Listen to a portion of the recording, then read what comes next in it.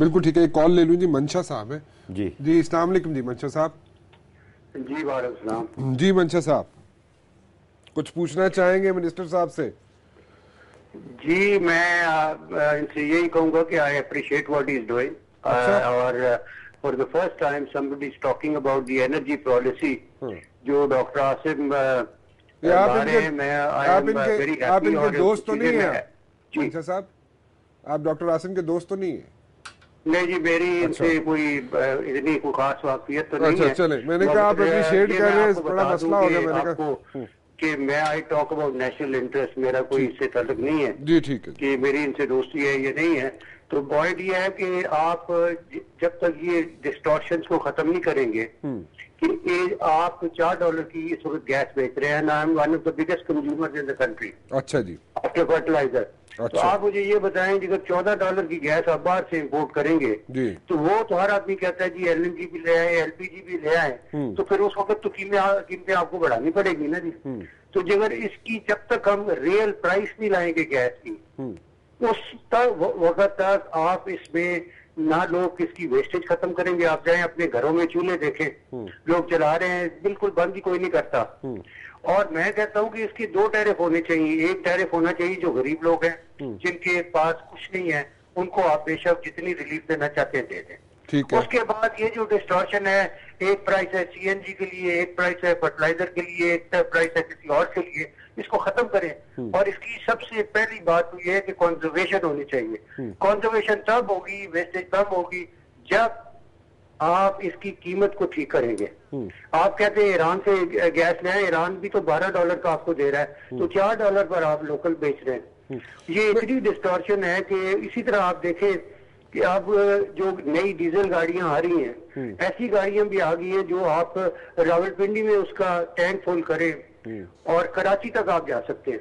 But why should anybody do that if everything you can have at a distorted price?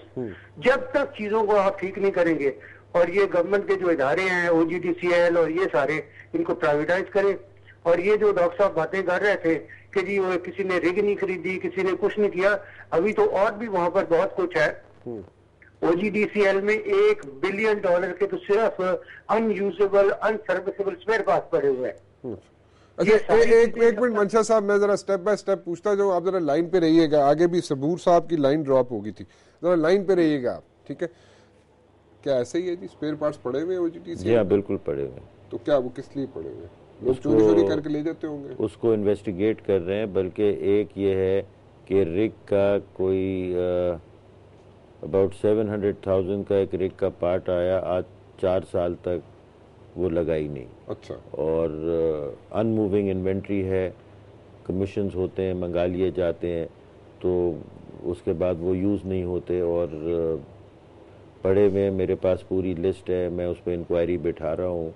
और ये चीज़ें कोई बताता तो है नहीं, you have to dig them out, क्योंकि ये एक पूरा माफिया है। और हमने पहली बार इस चीज़ को इन्वेस्टिगेट करके we are trying to find out, investigating, और ऐसी पॉलिसीज बना रहे हैं कि अब ये चीज़ें नहीं हो, और वो जो गैंग्स हैं उनको तोड़ रहे हैं। गैंग टूट जाएंगे डॉक्टर? ये इंशाल्लाह टूट जाएंगे। अच्छा। काफ़ी हद तक मैंने तोड़ लिए हैं, प्राइम मिनिस्टर साहब की बहुत सपोर्ट है इस पे, तो ये अब हम खत्म। आप बार बार प्राइम मिनिस्टर का जिक्र करते हैं, मुझे शक पड़ता है आप पे। प्राइम मिनिस्टर इतनी सपोर्ट नहीं दे सकते आपको। मैं सच्ची बात कर रहा हूँ आपसे, आपके मुंह पे कह रहा हूँ, प्राइम मिनिस्टर आपको इतनी सपोर्ट नहीं दे सकते। एनीवेज चले, ठीक है।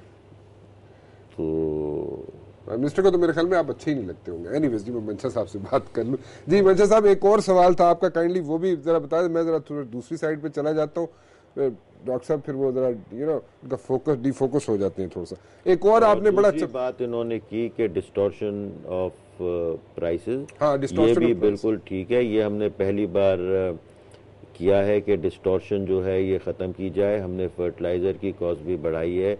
हमने CNG को 55% ऑयल पैरिटी पे लाने की कोशिश कर रहे हैं, और जो IPPs और पावर सेक्टर में जो डिस्टॉर्शंस थी वो सही की हैं।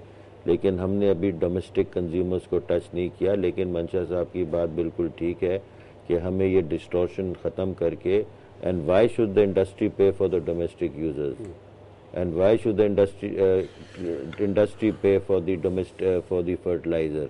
तो जो जिसकी कीमत है वो होनी चाहिए, और अगर देनी है तो डायरेक्ट सब्सिडी हुकूमत उन कंज्यूमर्स को दे जो जिसका लेकिन एक और चीज मंशा साहब कह रहे थे, I am sorry I am interrupting you, लेकिन एक और चीज मंशा साहब कह रहे थे कि अगर ईरान से भी आप लेंगे तो $12 की इम्पोर्ट, जी हाँ बिल्कुल सही कह फिर रहे हैं, $4 की आप बेचेंगे। या तो ये वेटेड एवरेज होगी, हम $4 में तो नहीं बेच सकते। हाँ। ये तकरीबन $300 मिलियन पर मंथ का खर्चा है, दिस अमाउंट 500 MMCF, और अगर हम 1 BCF पे चले जाएंगे तो it will be about $600-700 a month. तो हम तो ये अफोर्ड ही नहीं कर सकते $4 फिर में करेंगे दें। क्या? या तो वेटेड, दोनों को मिला के weighted average will be the only solution we have. अच्छा जी, मंशा साहब कुछ और पूछना चाहेंगे आप? जी हाँ, मैं कुछ और कहना चाहता हूँ कि ये प्राइस डिस्टॉर्शन की वजह से हमारे घरों में सारे इनएफिशिएंट गीजर लगे हुए हैं। अच्छा। सारे जाया कर रहे हैं। इस ये बड़ा असासा है हमारे पास जो गैस है, और वी नीड टू, और हमारी इंडस्ट्री में भी अगर आप प्राइस की डिस्टॉर्शन खत्म करेंगे तो हम उसमें ऐसी डिवाइसेस लगाएंगे, उसमें इस सिस्टम में एफिशिएंसी लाएंगे। ये जब भी आप चीज करेंगे, देखें मुबाशरा साहब, मैं तो कभी टीवी पर नहीं आता, मगर आप बताएं किसी जमाने में टेलीफोन भी लगवाना होता था तो लोगों से सिफारिशें करवाते थे। आज आप बताएं कि इतनी टेलीफोन में कंपटीशन है और पाकिस्तान के telephone rates are the cheapest in this country, in the world. बिल्कुल। तो इन चीजों को प्राइवेटाइज करना गवर्नमेंट का काम है, पीआईए चलाना गवर्नमेंट का काम है। पावर सेक्टर में $1 ट्रिलियन का हम लॉस कर रहे हैं, गवर्नमेंट का काम है ये आपके स्टील मिलें चलाना। ये चीजें कभी नहीं चल सकती, और ये मुल्क जो है ये अफोर्ड ही नहीं कर सकता। 1000 अरब रुपए का लॉस हुआ है पावर सेक्टर में पिछले 3 सालों में।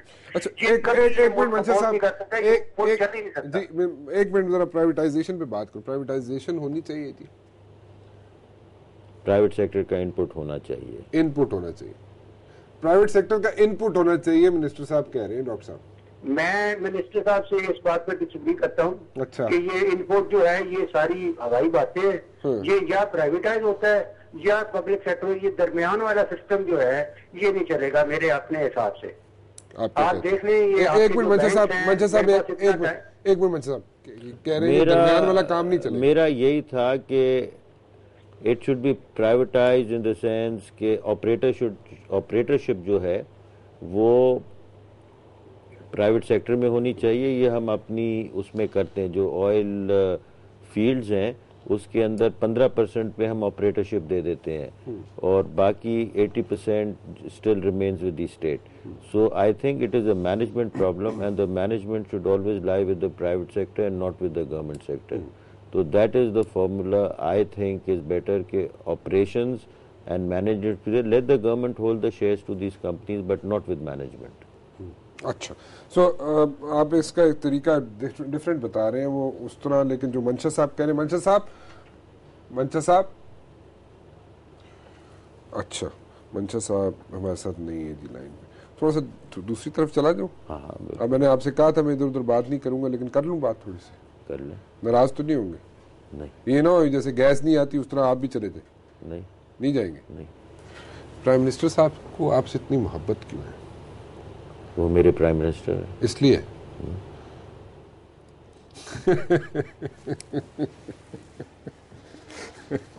अच्छा, ये अब क्या आप क्या स्पिन करना चाह रहे हैं? कोई स्पिन नहीं करना चाह रहा, मैं तो पूछ रहा हूँ आपसे, इतनी मोहब्बत यूसुफ रजा गिलानी को क्यों है आपसे? है ना, क्योंकि मैं काम करता हूँ। उसको काम वाले तो बंदे चाहिए नहीं यूसुफ रजा नहीं, बिल्कुल चाहिए। काम के बगैर गवर्नमेंट कैसे चलेगी? नहीं, गवर्नमेंट चलाना यूसुफ रजा गिलानी का तो काम नहीं है, उसका काम तो कुछ और है। प्राइम मिनिस्टर है। यूसुफ रजा गिलानी साहब का काम डिफरेंट है ना, उन्होंने तो कुछ और चलाना होता है ना। वो अभी चले जाएंगे तो उनके पास इतना कुछ होगा कि सब कुछ संभाल के रखेंगे ना वो, लेकिन आप वो काम नहीं कर रहे ना, सोच में पड़ जाते हैं आप।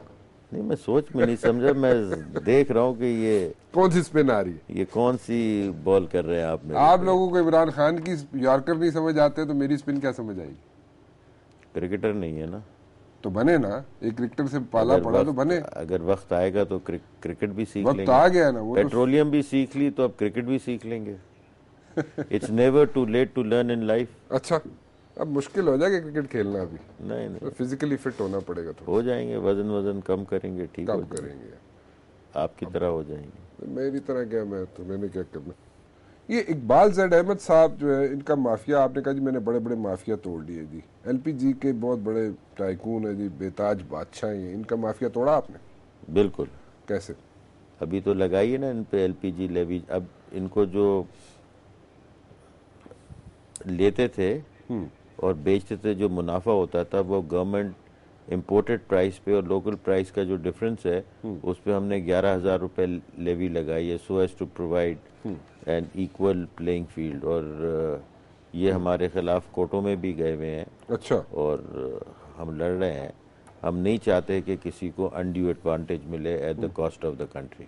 अच्छा चलिए एक कॉल ले लूँ, मैं इस पे बात करता हूँ दोबारा आपसे, क्योंकि मुझे नहीं लगता कि आप लोग उस पे हाथ डाल सकेंगे, क्योंकि बड़ा मसला हो जाता है। नहीं ऐसी कोई बात। पक्की बात? 100%। I am very clear on that. अच्छा, फौरन पहुंच जाएंगे आपके पास जी, हर जगह पहुंच जाते हैं वो, तो फौरन आपके पास भी पहुंच जाएंगे और मुकमुका हो जाएगा। मुकमुका डॉक्टर आसिम के साथ नहीं हो सकता। अच्छा एक कॉल ले लीजिए जी। कौन? सुल्तान खान साहब जी, अस्सलाम वालेकुम जी।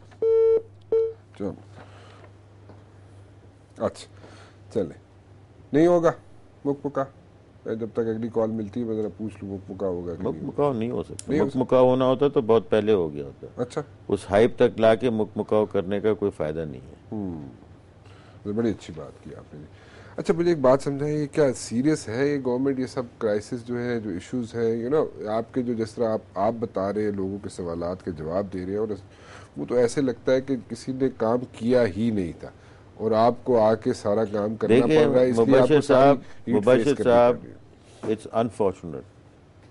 और कल भी मैंने किसी टेलीविजन पे कहा कि आपने पाकिस्तान की 47 से जो भी 50 साल की हिस्ट्री है उसमें से 4 साल आपने अलग निकाल के रख दिया और उसका आप एहतसाब कर रहे हैं। 45 साल का कौन एहतसाब? वो जो 46 ईयर्स बच गए उसका भी तो एहतसाब करे ना। उस दौर में क्या हुआ? ठीक है, I mean, why are you talking? Everybody comes on television and says जी आप 4 साल में क्या किया। बताए आप ये बताएं 46 साल में क्या किया। इसमें वो लोग हैं, वो सवाल करते हैं जो 3-3 बार वजीर रहे हैं, जो 4-4 बार वजीर रहे हैं, जो इस सेक्टर को संभालते रहे, जो इन सेक्टर को संभलते रहे। आज आके वो एक जनरल डिस्कशन कर रहे होते हैं।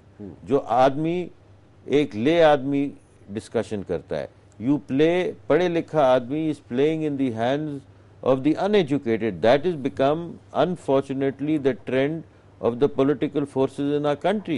आप पढ़े लिखे लोग हैं, आप पढ़े लिखे लोगों से साथ बात करें, but if you play to their galleries, then you bring then you know you are destroying the country as a whole. I mean, it is the think tanks, it is the intelligent people, it is the parliamentarians who have to run the government. Chaudhary Nisar साहब को message मिल गया आपका, ठीक है? नहीं, मैं नाम नहीं लिया। नाम नहीं लिया आपने, इतने सब कुछ कह दिया और नाम नहीं लिया तो बाकी क्या रहेगा पीछे? 3-3 दफा आपने मिनिस्ट्री चलवा दी, तो और किसने 3 दफा मिनिस्ट्री चलाई थी? आलमगीर साहब है मेरे साथ, आखिरी कॉल ले लूं फिर आपकी भी जान खलासी हो जाएगी मेरे शो में, ठीक है जी? अस्सलाम वालेकुम जी। अस्सलाम वालेकुम राना साहब जी, कैसे हैं आप जी? जी अल्लाह का शुक्र, ठीक ठाक है ना जी। आलमगीर साहब कोई सवाल है? क्योंकि मिनिस्टर साहब तो बड़ी अच्छे खेलते हैं शॉट्स। नहीं मैंने लकी है कि मैंने भी पहली दफा कॉल किया है और मिनिस्टर साहब से बात कर रहे हैं जिंदगी में पहली दफा। अच्छा चलें जी, करें जी, बिल्कुल करें। कुछ सवाल करना चाहेंगे जी? कुछ सवाल करना चाहेंगे मिनिस्टर साहब से? जी सवाल कुछ वैसे मिनिस्टर साहब, मैं आपसे एक शेयर करना चाहता हूँ बात। मिनिस्टर साहब अगर पेट्रोलियम के मिनिस्टर ना होते, गवर्नर सिंध होते, ज्यादा बेहतर नहीं था?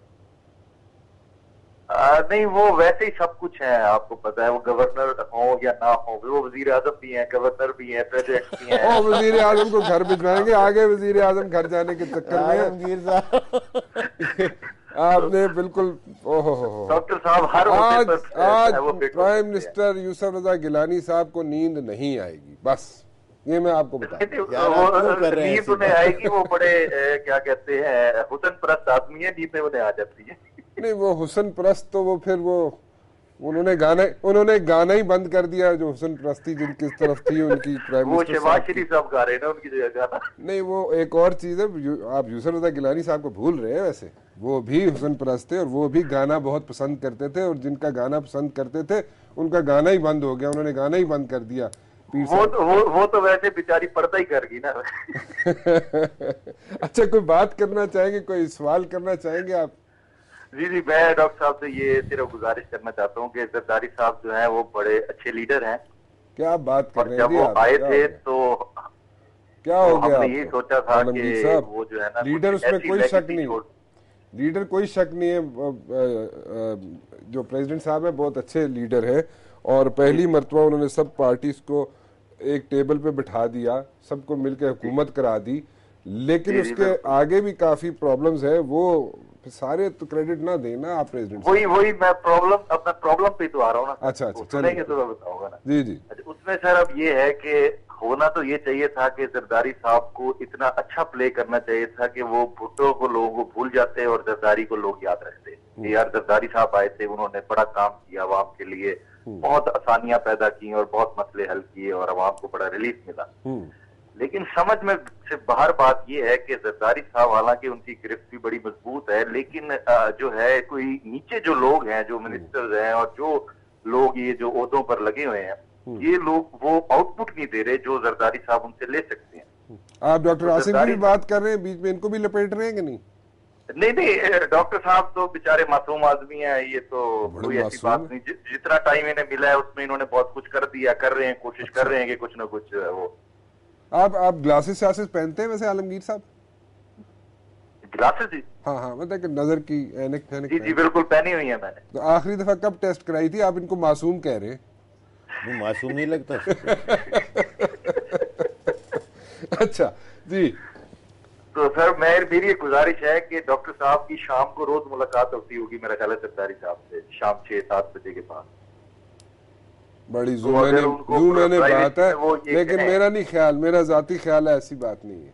चले सर, वीकेंड पे मुलाकात हो जाती होगी, 10 दिन बाद मुलाकात। हाँ, 10-15 दिन बाद होती होगी, लेकिन वीके बाद। कोई सवाल करना चाहेंगे आप डॉक्टर साहब से? सर सवाल यही है कि वो जरदारी साहब कहें कि अवाम को कुछ ऐसा रिलीफ दे के जाए कि वाकई अवाम कहेंगे यार वाकई जरदारी साहब ने जाते जाते जो है वो बड़ी मेहरबानी की अवाम। ठीक है जी, बहुत बहुत शुक्रिया हमसे बात करने का आलमगीर साहब। जाते जाते आलमगीर साहब कह रहे हैं, जाते जाते प्रेसिडेंट साहब को बोले कि कुछ ऐसी चीज दे जाए कि अवाम कहे जी वाकई जरदारी साहब कुछ दे गए। मुबशर साहब, मैं आपको एक चीज बता दूं,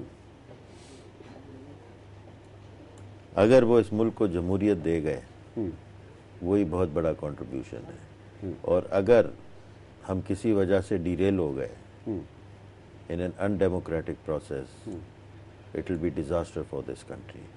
things are coming on line for democracies to develop. It takes time. The so-called democracies we have had in the past have not worked. They have not given results. So I think अगर वो आपको सिर्फ जमहूरियत ही दे जाते हैं और एक जो elections का तरीका है, भले आए या नहीं आए, that's besides it, but democracy must continue and we must serve to work for democracy. चीज़ें अच्छी और बुरी होती रहेंगी, हो सकता है आने वाले इससे बेहतर कर लें। So let's give them a chance and let everybody have a chance and let them come out with the proposals. लेकिन अफसोस के साथ मुझे ये कहना पड़ता है कि मैं भी देख रहा हूँ 5 साल से, मैं ऑपोजिशन को भी देख रहा हूँ जो टीवी के ऊपर आते हैं और जो एंकर्स के साथ जो बातें करते हैं वो तो सिर्फ एक मैच है। कोई चीज़ पॉजिटिव, कोई चीज़ जिससे कि माइंड डेवलप हो, समथिंग कॉन्क्रीट, किसी को कोई किसी किस्म का हमारी यूथ को मैसेज, हमारे लोगों को मैसेज, हमारे लोगों को उम्मीद कोई नहीं दिलाता। और यही चीज़ इस मुल्क को तबाह कर रही है कि we are lost in the wilderness ourself. हमें खुद ये नहीं पता कि कल हमारे कौम का और हमारा क्या बनेगा। तो ये कसूर हमारे लोगों का, और कुछ इसके अंदर मीडिया को भी अपने आप को ये चीज़ ठीक करनी पड़ेगी कि इस किस्म के लोगों को जो इस किस्म की बातें करते हैं, and you know negative negative negative all the time, I mean there are positive things also. I mean they must, अगर आप 10 प्रोग्राम नेगेटिव करते हैं तो आप एक प्रोग्राम तो पॉजिटिव कर लें, लोगों को उम्मीद तो दिखाएं तो लोग काम तो करें। अच्छा, मुझे एक बात बताएं डॉक्टर साहब, उम्मीद जो है वो तो लीडर्स दिलाते हैं। देखें, आपके जो प्रोग्राम्स में आते हैं वो लीडर्स ही हैं। आई मीन ये नहीं है कि लीडर नंबर 1 ही होता है, वो नहीं होता या नंबर एंकर नंबर 1 ही एंकर है, जिसकी रेटिंग सबसे हाई है वही एंकर है, बाकी एंकर ही नहीं है। ऐसा तो नहीं है ना। आप भी रेटिंग्स माशाल्लाह देखते हैं, हम भी रेटिंग्स देख रहे होते हैं। तो इसी तरह बहरहाल एंकर्स होते हैं, इसी तरह लीडर्स जो हैं, नंबर 1 लीडर ही लीडर नहीं होता, जो और लोग होते हैं वो भी लीडर होते हैं। जो एक आइसक्रीम की दुकान जिसकी है चला रहा है, वो भी अपने 10-15 लोगों का लीडर है। So it doesn't matter, so we have to be positive. चलें ठीक है, मैं किसी हद तक मान जाता हूँ आपकी बात, लेकिन बिल्कुल नहीं मानूंगा। वो माननी भी नहीं चाहिए, मानूंगा रेटिंग डाउन हो जाएगी। नहीं, मैं रेटिंग वाले तो मसला ही नहीं है मेरा। बहुत बहुत शुक्रिया आपसे डॉक्टर साहब। डॉक्टर आसिम साहब जी हमारे साथ मौजूद थे। कोशिश की है इन्होंने कि हालात बेहतर बना सके OGDCL के, और उसके अलावा जो इनकी मिनिस्ट्री है उसमें जनाब जितने नेचुरल रिसोर्सेज हैं इसको एक्सप्लोर करने का भी प्लान रखते हैं। ये मोहब्बत बहुत है प्राइम मिनिस्टर को इनके साथ, मैं बार बार कह रहा हूँ, मेरी बात पे ये मानते नहीं है, लेकिन प्राइम मिनिस्टर कितने अरसे तक रहेंगे वो खैर आने वाला वक्त ही बताएगा। कुछ लगता ऐसा है मुझको, मैं इनको नहीं कह रहा जी, मैं खुद अपना एनालिसिस दे रहा हूँ कि जनवरी का महीना बहुत सख्त पड़ेगा प्राइम मिनिस्टर यूसुफ रज़ा गिलानी पे। राना मुबशिर को इजाज़त दीजिए, अल्लाह हाफ़िज़।